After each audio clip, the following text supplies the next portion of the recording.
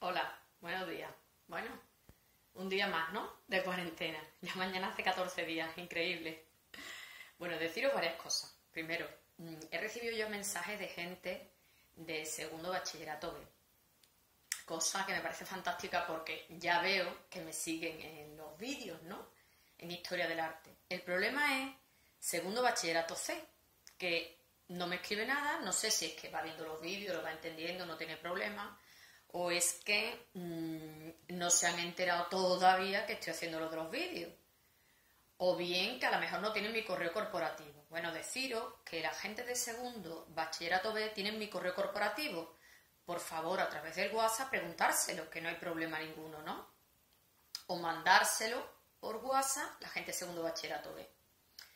He mandado un ejercicio, el ejercicio 2 del tema del barroco, que habla sobre que tenéis que coger un detalle pequeño, no toda una fachada ni todo un interior, sino un detalle pequeño, decorativo, de Borromini, que explique de alguna manera su fantasía, su originalidad, ¿no? Y ya estoy recibiendo correitos de ellos, por ejemplo David, que me ha mandado una imagen, David Montaño, pero quiero más correitos. Sabéis que se va a corregir ese ejercicio el viernes. Os voy a decir cómo nos vamos a planificar lo que queda de semana, es decir, hoy y mañana. Bueno, hoy voy a intentar dar Versalles, arquitectura barroca, terminarla ya, que lo único que nos queda es Versalles, dar Versalles. Y os voy a mandar un ejercicio de Versalles. Y ya el viernes lo que hacemos, tranquilamente, es corregir el ejercicio de Borromini y el ejercicio de Versalles. Y ya está, porque tampoco os quiero cargar excesivamente. Deciros que vamos a muy buen ritmo y que ya sabéis, para que os tranquilicéis, la última noticia es que selectividad se va a atrasar a principios del siglo, iba a decir, a principios del mes de julio. Con lo cual nosotros, bueno, vamos más que sobrados, estudiando arte, bueno, historia también, ¿no? Así que tranquilizaros, vamos a muy buen ritmo y no hay ningún tipo de problema.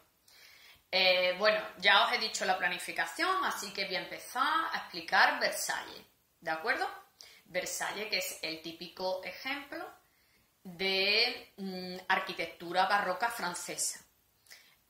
Os explico un poco el barroco, cómo se asimila en Francia, porque es verdad, sabéis que de Roma parten las pautas estilísticas en el siglo XVI, XVII, XVIII también, y se van extendiendo por toda Europa.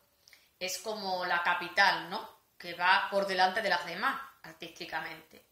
Pero deciros que Francia asimila el barroco de una manera un tanto especial, ¿de acuerdo?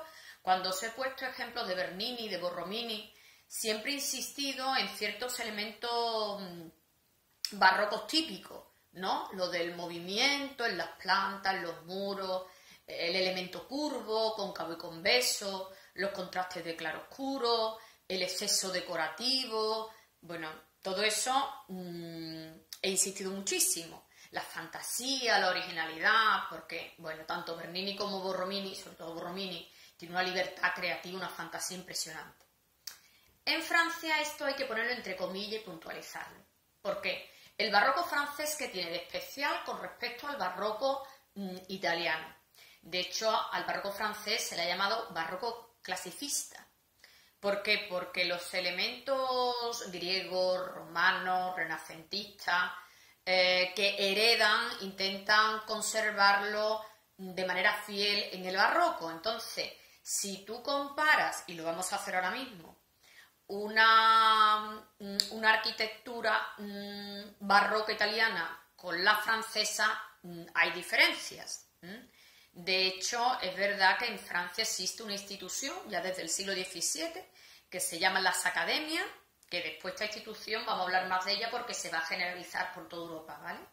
Y que son instituciones que enseñan a los artistas, los distintos artistas, las distintas pautas que tienen que seguir.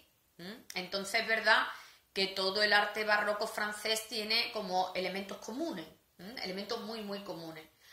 Voy a intentar comparar el barroco italiano con el barroco francés para que lo entendáis bien. Un segundo.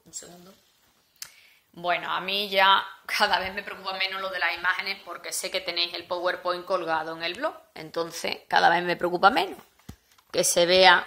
Hombre, intento que se vea, claro, lo mejor posible, ¿eh? Mira, me voy a ir a una fachada que se vea muy bien. Me voy a ir, por ejemplo, si no os importa, a esta fachada de Borromini. San Carlos a Cuatro Fontanas, que es todo originalidad y fantasía, ¿veis? Y de donde domina el movimiento, el elemento curvo, cóncavo y convexo, que ya creo que explicamos, ¿verdad? Y ahora me voy a ir a un barroco francés, para que veáis la diferencia. Me voy a ir a Versalles, me voy a... vamos a ver... a este barroco francés, a esta fachada, ¿vale? Que después hablaremos a continuación un poco más detenidamente. Si os fijáis, aquí los elementos curvos, cóncavos, convexos, pues casi se han eliminado. Las fachadas no tienen el movimiento que el barroco italiano. Son fachadas más rectas, con volúmenes más claros. El único movimiento que tiene es este pequeño movimiento de entrantes y salientes que se llaman retranqueos de una fachada. Pero eso no son movimientos excesivos como en el barroco italiano.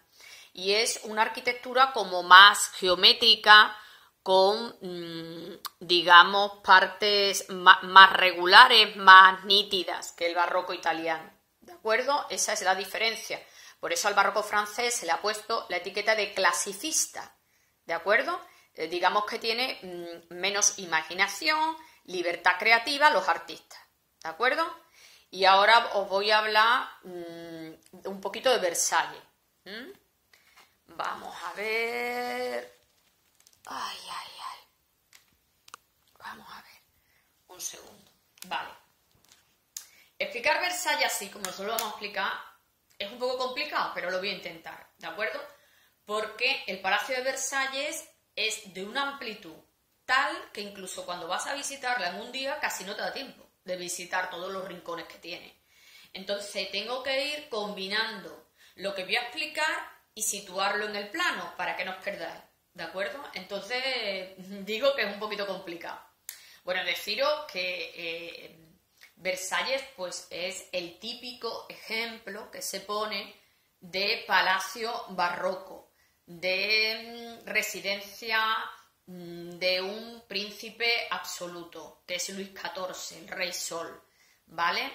Y es el típico ejemplo que también se pone como la monarquía aprovecha el arte para dar una propaganda política. Ya os lo dije en otro vídeo que lo que pretendía con Versalles, Luis XIV, el llamado Rey Sol, el típico monarca absoluto que se pone, era combinar arquitectura, escultura, pintura, jardines, para dar un escenario impactante al cortesano, al embajador que llegara al palacio, ¿no? Y que le causara una impresión de estupor impresionante para transmitir la importancia del Rey Sol, la importancia de Luis XIV como rey absoluto, ¿de acuerdo? Y bueno, Luis XIV está asociado a Versalles porque era su lugar de residencia, ¿de acuerdo? Aunque es verdad que el origen de Versalles no está en Luis XIV, es anterior, que lo vamos a comentar. Tengo aquí unas chuletillas para que no se me olvide todo, ¿de acuerdo? Entonces Luis XIV eligió Versalles como su lugar de residencia y como la expresión de su grandeza, de su importancia. Entonces utiliza este palacio para impactar al espectador, para dar esa impresión, ¿no? Lo utiliza como una magnífica publicidad o propaganda política. ¿Qué más indicaros? Bueno, ya sabéis que, fijaros, la monarquía absoluta en Europa en el siglo XVII tenía concentrada en la figura del rey todos los poderes, incluso se consideraba una figura divina, el descendiente de Dios en la tierra, sí, aunque nos parezca extraño. Entonces Luis XIV, para tomar esta idea y para difundirla en todo el mundo que viniera a Versalles, pues él se asimila como el rey Apolo, el dios Sol, ¿no? y la figura de Apolo entonces es repetitiva en el Palacio de Versalles, tanto dentro del palacio como en los jardines, ¿de acuerdo? ¿Qué más deciros? Bueno, también es verdad que Luis XIV fija su residencia en Versalles, que está a 17 kilómetros de París, con una intención. Quería estar cerca de la capital para estar atento a todos los acontecimientos que se produjeran, pero a cierta distancia por si se producía una rebelión. Que bueno, ya sabéis, con la Revolución Francesa en el periodo de Luis XIV no se produjo, pero posteriormente sí, ¿verdad? No se había equivocado mucho. Deciros que, bueno, voy a explicar un poquito cuál es el origen del Palacio de Versalles, que el origen del Palacio de Versalles no es en el siglo XVII. Perdonad un momentito. Perdonad un momento. Estoy indicando que el origen del Palacio de Versalles no está en el siglo XVII con Luis XIV. Está en un periodo anterior con Luis XIII, ¿vale? Y os explico un poquito. Es complicado el Palacio de Versalles. Ahora os voy a presentar un plano y vais a ver lo amplio que es. Un segundo. He sacado aquí un plano muy interesante. Amplio, yo diría amplísimo. Aquí tenéis todo el... A ver si se ve. Voy a ver si se ve. Sí, más o menos se ve, ¿no? Aquí tenéis el Palacio de Versalles, todo lo que es el Palacio de Versalles. En esta zona estaría el palacio y todo esto es de jardines. Hay más porcentaje de jardines que de palacio. De hecho, voy a ampliar un poquito para que veáis lo que os estoy diciendo. Aquí estaría el palacio. ¿Veis que tiene esta forma de U y estas dos alas laterales? Y todo lo demás son los jardines. Voy a señalar los jardines para que lo veáis. Todo esto son los jardines. Es decir, ir al Palacio de Versalles y solo visitar lo que es el palacio en sí, sin esos jardines, pues perderte, yo diría, todo el palacio, ¿vale? Entonces, ¿cuál es el origen del Palacio de Versalles? Me voy a ir aquí y me voy a ir al palacio en sí. Voy a olvidar un poco los jardines, ¿de acuerdo? Voy a ampliar, vale, para que veáis el palacio más o menos bien, ¿de acuerdo? Bueno, el origen de Versalles hay que buscarlo en Luis XIII.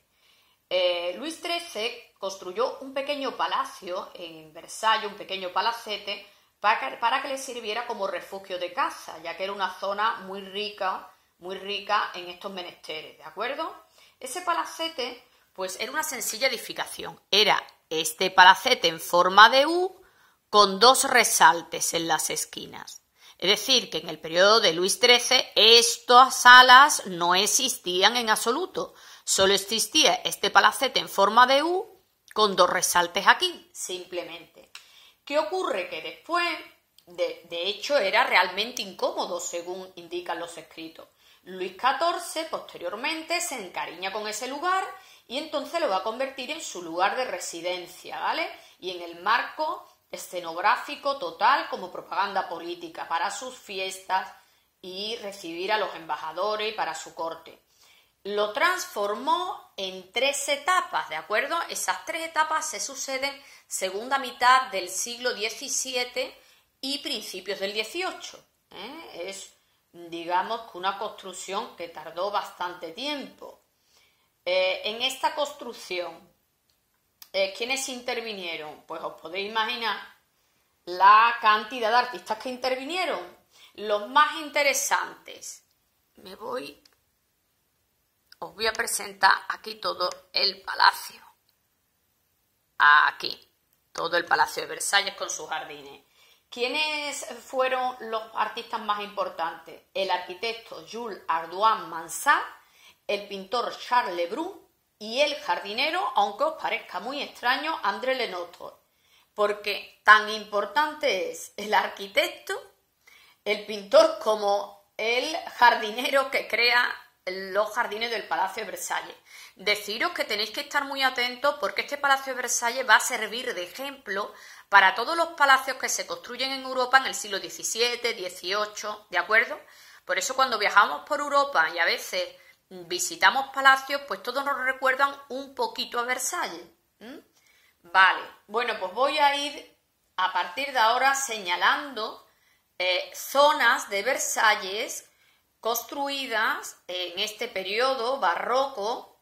Os enseño dónde están y os enseño la imagen, aunque sea un poquito complicado, ¿vale? En principio me voy a ir. Vamos a ver. Un momento. Me voy a ir a la parte arquitectónica. Por un momento voy a abandonar los jardines y os voy a presentar para que veáis el aspecto de este palacete construido en el periodo de Luis XIII, ¿de acuerdo? Y después os voy a enseñar lo construido en el periodo de Luis XIV, ¿de acuerdo? Y concretamente la fachada que da a los jardines, que es la más famosa, construida por Jules Ardoin Mansart. Me voy al PowerPoint, esto lo dejo a un lado, un momentito, esto lo dejo a un lado, ahí. Esto que veis aquí sería la zona de origen de Versalles, la construida por Luis XIII, ¿vale? Que sería concretamente esta que estáis viendo aquí en forma de U, que es el origen, ¿vale? Esta.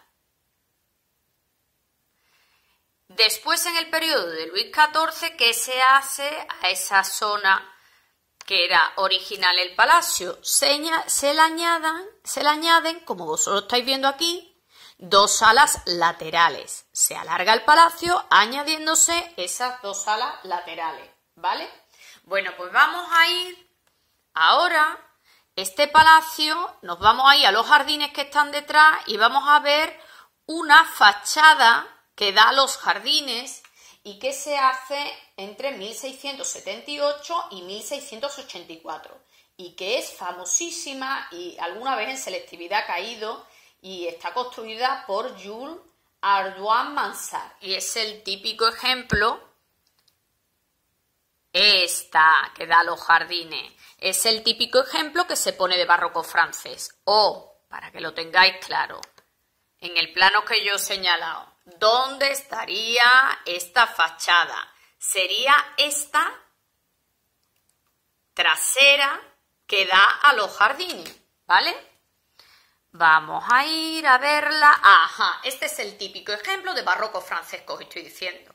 Fachada recta, donde no abundan los elementos curvos, como mucho lo que hay son retranqueos, una fachada muy clásica, muy regular, cartesiana, con volúmenes bien marcados, ¿vale?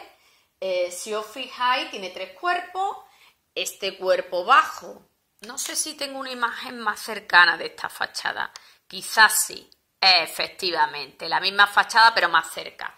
El cuerpo bajo que estáis viendo aquí, muy sencillo, con almohadillado, el primer piso, que se indica, como estáis viendo aquí, ahora mismo este primer piso estaría cerrado, pero en su tiempo, cuando se hizo esta fachada, en realidad estaba abierto, era una gran crujía, abierto como una especie de balconada que daba a los jardines. Imaginaros, para contemplar estas vistas. Y en el segundo piso, pues es una especie de ático con una balaustrada y esculturas. ¿Qué ocurre? Bueno, en un principio, como digo, era una crujía abierta. Bueno, en arte se dice crujía, ¿de acuerdo? Pero voy a traducir un poco. Una especie de balconada abierta a los jardines. Después, Ardoin, el arquitecto, Ardoin Mansart, lo cerraría y crearía, al cerrar esta zona, una sala en el interior espectacular, que es la Galería de los Espejos, ¿de acuerdo? Que es quizá la zona más espectacular que hay en todo el Palacio de Versalles por dentro. Yo lo voy a presentar, esa Galería de los Espejos, que se supone que era el salón más representativo de Versalles, el salón para las fiestas. Y bueno, es impresionante, os lo voy a presentar por dentro. Esto. Bueno, no sé si se ve bien las imágenes, pero bueno, yo sé que el PowerPoint lo tenéis colgado en el blog. Como veis, aquí se une lo que indico muchas veces, la simbiosis de las artes, se une arquitectura, se une escultura, se une pintura para crear un ambiente deslumbrante. Lo interesante de todo esto, pues mira, se cerró con ventanales, 16 ventanales que dejaban entrar la luz y que impactaban en espejos que están enfrente y que nos daban, amplificaban el espacio y ópticamente hacían que para el espectador fuera más amplio de la anchura del corredor, la anchura de esta sala que en realidad era, ¿no? Se decoró, por supuesto, con trofeos dorados, mármol polícromos y el techo está pintado glorificando todos los hechos del rey, de Luis XIV. Bueno, es la parte más representativa de Versalles. Aquí tenéis los espejos. Vale, ahora voy a ir a hablar de dos zonas que están cercanas al palacio, que es Le Grand et Petit Courrier, ¿de acuerdo? Que también se hace en 1670-1688 y es muy interesante. Os señalo en el plano dónde estaría esto. Me voy al plano. Esto es muy complicado, ¿eh? Pero bueno. En el plano estaría aquí. Si esta es el palacio, pues los Grand et Petit Courrier, que son simplemente, no os asustéis, son caballerizas para guardar los caballos, los animales de montar, y allí también vivía el personal encargado de su cuidado. El Grand et Petit Courrier estaría en esta zona que no aparecen en el plano, que están delante del palacio, ¿vale? ¿Y qué aspecto tienen? Pues es el típico barroco francés. Os lo voy a poner. Fijaros que esto sí tiene un elemento curvo, ¿de acuerdo? Que el barroco francés normalmente no tenía. ¿Y qué aspecto tiene? Bueno, pues es el típico aspecto clásico, de una herencia clásica, sencillo, simple, nítido, como observáis aquí, ¿eh? Es el Grand et Petit Courrier. Otras zonas que os voy a presentar. Ahora me voy ahí, me voy al plano. ¿Estamos viajando por Versalles? Bueno, viajando.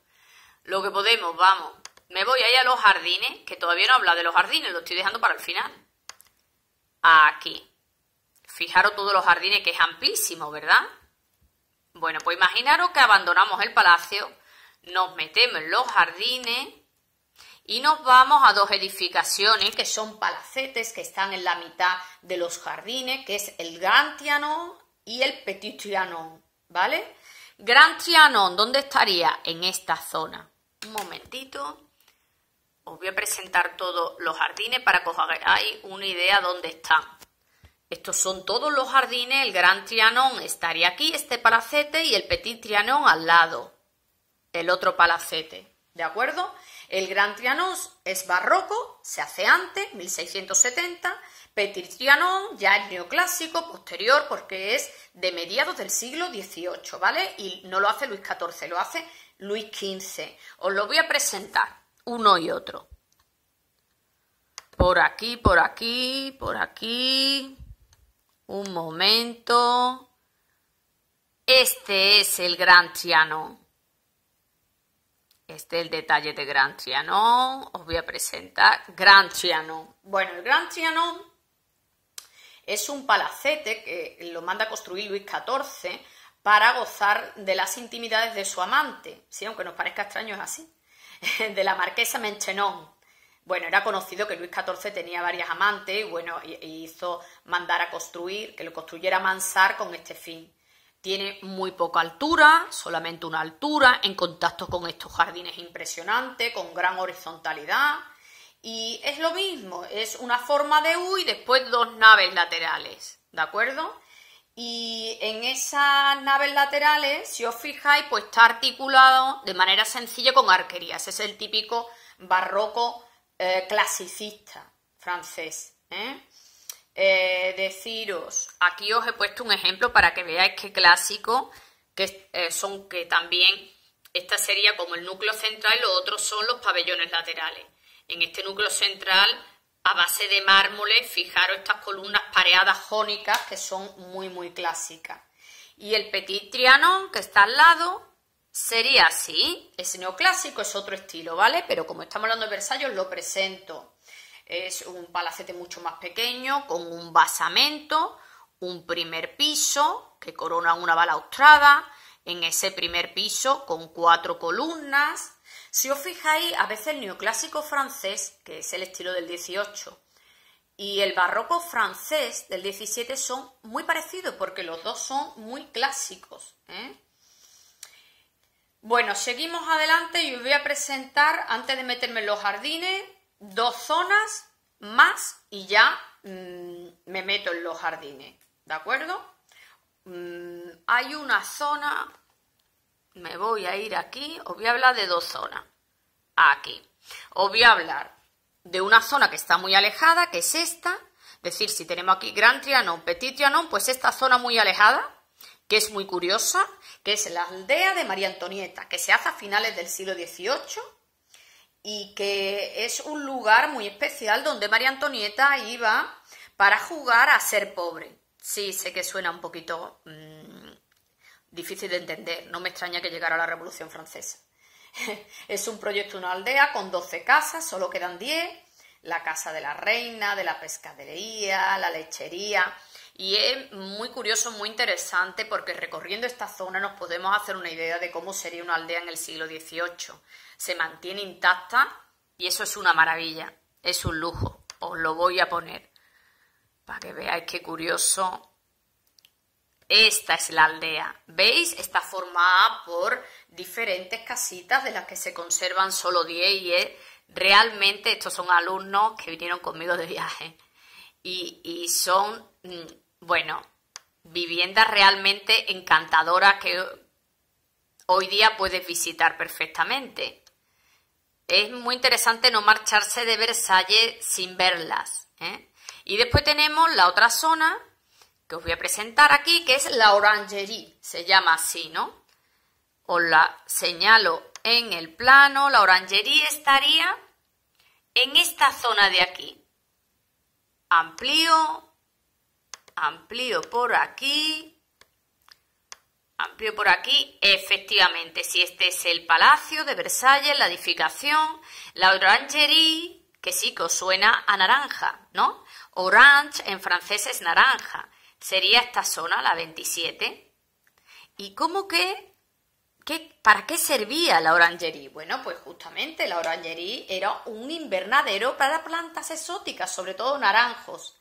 Y se realiza en la segunda mitad del siglo XVII.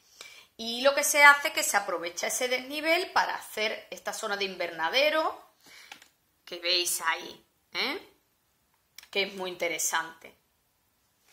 Y ahora os voy a hacer un inciso antes de ir a los jardines. Bueno, hasta aquí os he presentado más o menos las edificaciones principales de Versalles. En el siguiente vídeo me voy a centrar en los jardines, ¿de acuerdo?